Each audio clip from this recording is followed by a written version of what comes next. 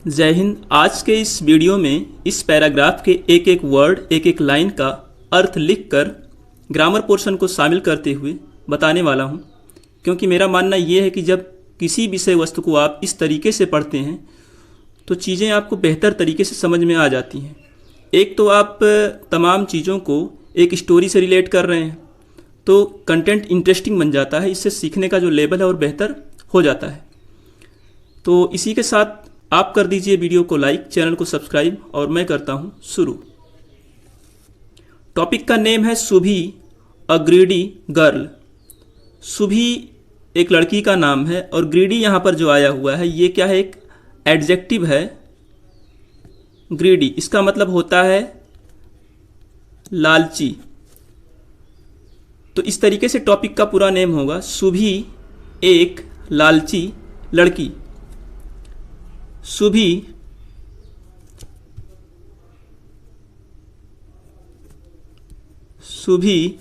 Liked sweets. सुभी मिठाइयों को पसंद करती थी। यहाँ पर ये लाइक का सेकंड फॉर्म दिया गया है यहाँ पर, और जब भी सेकंड फॉर्म आता है तो ये किस टेंस से रिलेट करेगा, ये होगा पास्ट इंडेफिनिट टेंस से संबंध रखेगा। ये हर का मतलब होता है उसका, ग्रैनी का मतलब दादी माँ, हैड का मतलब होता है के पास था, आ का मतलब हो गया एक, जार का मतलब जार, फुल का मतलब भरा हुआ, ऑफ का मतलब का होता है, स्वीट्स का मतलब मिठाइयाँ। इस तरीके से इस सेंटेंस का मतलब होगा। यहाँ पर उसका लिखा गया है तो इसको उसकी कहा जा सकता है। उसकी दादी माँ के पास था मिठाइयों से भरा हुआ एक जार, जिसमें मिठाइयाँ होती हैं। एक तरीके से शीशे का वो बना होता है, उसे जार कहते हैं, उसमें मिठाइयों को रखा गया था।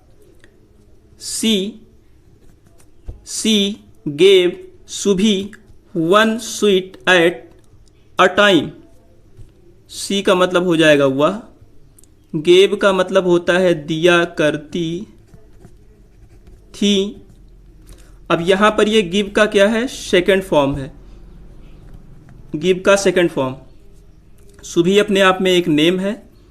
वन का मतलब होता है एक, स्वीट का मतलब मिठाई, और आ का मतलब हो जाएगा एक, टाइम का मतलब समय। तो इस तरीके सेंटेंस का मतलब होगा वह सुभी को एक समय पर एक मिठाई देती थी। कौन? उसकी दादी माँ। But सुभी wanted more. लेकिन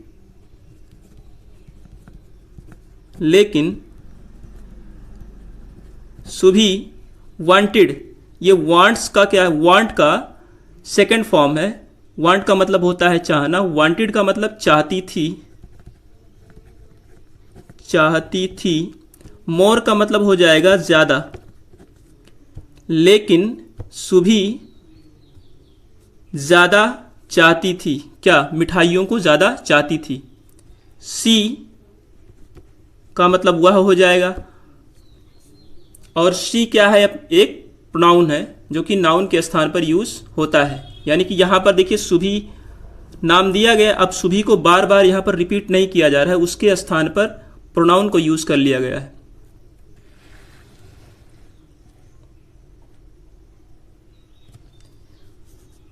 क्विकली मतलब होता है जल्दी से। पुट का मतलब होता है डाल दिया। हर का मतलब अपना। हैंड का मतलब हाथ। इनका मतलब हो जाएगा में। द अपने आप में आर्टिकल है और आर्टिकल की संख्या होती है 3। एक ये हो गया और उसके बाद सेकंड एन हो गया और थर्ड क्या है, द।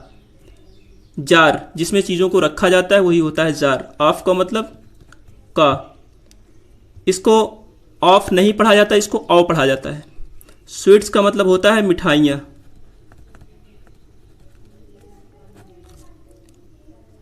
वह जल्दी से अपने हाथ को डाल दिया मिठाइयों के जार में।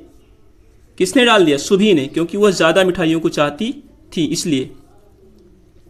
शी टूक मैनी स्वीट्स, उसने, अब यहाँ पर आप कहेंगे कि इसका मतलब वह होता है, लेकिन उसने भी यहाँ पर कहा जा सकता है, ये गलत नहीं है। उसने कई, और टूक का मतलब ली हो जाएगा, स्वीट्स का मतलब मिठाइयाँ। उसने कई मिठाइयाँ ली, जब उसने हाथ डाल दिया तो हाथ डालने के बाद कई मिठाइयाँ ली। बट हर हैंड वॉज, लेकिन उसका हाथ, वॉज का मतलब था, स्टक का मतलब होता है फंसना, इन का मतलब में हो जाएगा। दा मैंने अभी आपको बताया आर्टिकल है। जार क्या होता है? जिसमें चीज़ों को रखा जाता है, शीशे का बना होता है ये। लेकिन उसका हाथ जार में फंस गया था।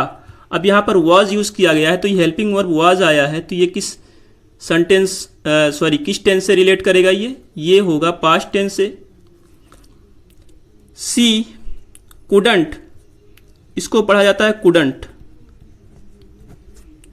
सी का मतलब हो जाएगा वह, couldn't take it out, take it out यानी कि बाहर निकालना कह सकते हैं। वह बाहर नहीं निकाल सकी। सी का मतलब हो जाएगा वह। विगन शुरू किया, शुरू किया। क्राई मतलब रोना या चिल्लाना भी कह सकते हैं। अब ये बिगिन का सेकंड फॉर्म है, यहाँ पर जो दिया गया है बिगेन, ये सेकंड फॉर्म है बिगिन का। तो जब उसका हाथ फंस गया तो उसने क्या किया? उसने, यहाँ पर देखिए अभी मैंने लिखा है हुआ, तो यहाँ उसने भी इसे कहा जा सकता है। उसने रोना शुरू कर दिया।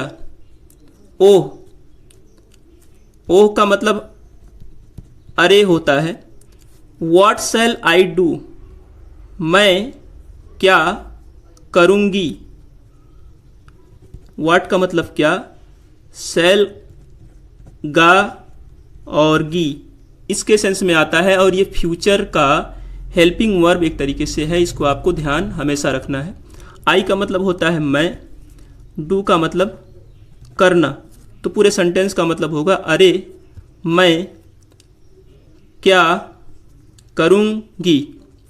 लेट्स गो, लेट का मतलब होता है दो, और यहाँ पर संख्या नहीं है ये कि ये इसका मतलब आप संख्या समझ लें कि इसका मतलब 2 होता है 3 होता है, ऐसा नहीं है। गो का मतलब जाना, तो इस तरीके से कहा जा सकता है जाने दो। लेट गो ऑफ का स्वीट्स यानी कि मिठाइयाँ या मिठाइयों कह सकते हैं। तो जब उसका हाथ फंस गया तो उसने सोचा कि अब मैं क्या करूँगी। तो मिठाइयों को, मिठाइयों यहाँ पर हो गया मिठाइयों को जाने दो। सैड, ये से का सेकंड फॉर्म है, से का सेकंड फॉर्म सैड होता है, और इसका मतलब होगा कहा। हर, उसकी। ग्रैनी का मतलब दादी माँ, उसकी दादी माँ ने कहा। जब उसका हाथ फंस गया तो उसको निकालने के लिए बोला कि मिठाइयों को जाने दो या छोड़ दो। सुभी, सुभी लेट गो यानी कि कह सकते हैं जाने दिया या छोड़ दिया कह सकते हैं। ऑफ सम स्वीट्स, कुछ मिठाइयों को। ऑफ का मतलब को, सम का मतलब हो जाएगा कुछ, स्वीट्स का मतलब होता है मिठाइयाँ। तो जब उसकी दादी माँ ने कहा तो जो है शुभी ने क्या किया, मिठाइयों को जाने दिया। स्टिल का मतलब होता है फिर भी। हर हैंड वुड नॉट, हर का मतलब उसका, हैंड का मतलब हो जाएगा हाथ, वुड जो होता है ये गा गी इसका सेंस निकल के आता है, नॉट का मतलब नहीं, कम का मतलब आना, आउट का मतलब बाहर। यहां पर कम को आया भी कह सकते हैं। तो इस तरीके से फिर भी उसका हाथ बाहर नहीं आया। She let go of some more sweets, उसने छोड़ दिया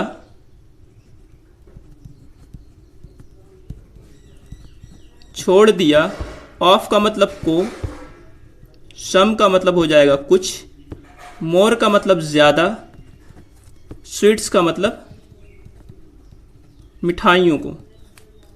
उसने कुछ ज़्यादा या कुछ और मिठाइयों को छोड़ दिया। तो जब उसने मिठाइयों को छोड़ दिया तो उसके बाद क्या हुआ, नाव का मतलब होता है अब, देयर का मतलब वहाँ होता है, लेकिन इस सेंटेंस में इसका जो भूमिका है वो ना के बराबर है, ये साइलेंट रोल प्ले कर रहा है।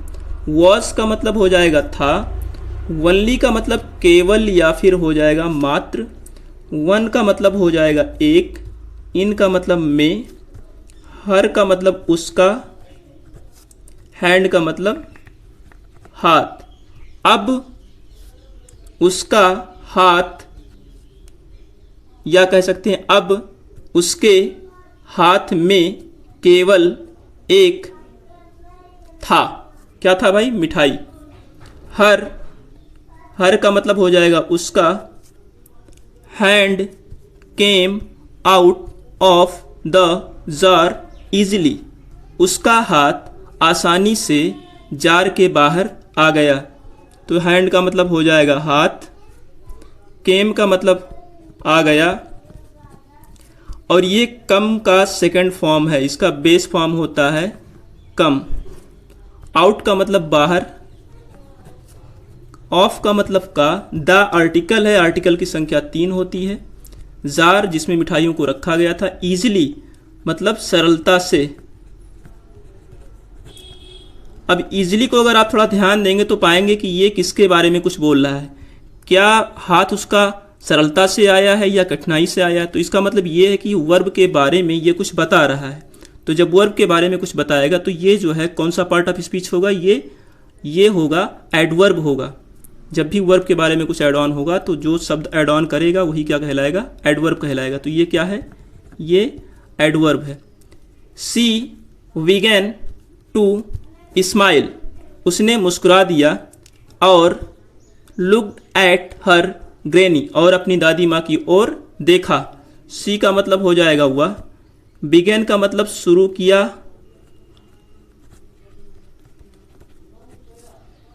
टू का मतलब से या को कह सकते हैं, स्माइल का मतलब मुस्कुराना, एंड का मतलब हो जाएगा और, लुक का मतलब ये क्या है, ये जो है लुक का सेकंड फॉर्म है, इसका बेस फॉर्म होगा लुक। लुक का मतलब होता है देखना, और लुक का मतलब देखा। हर का मतलब अपने, ग्रैनी का मतलब दादी माँ। ग्रैनी स्माइल्ड टू, ग्रैनी ने भी मुस्कुरा दिया। यहां पर टू का मतलब होगा भी, स्माइल्ड का मतलब मुस्कुराना,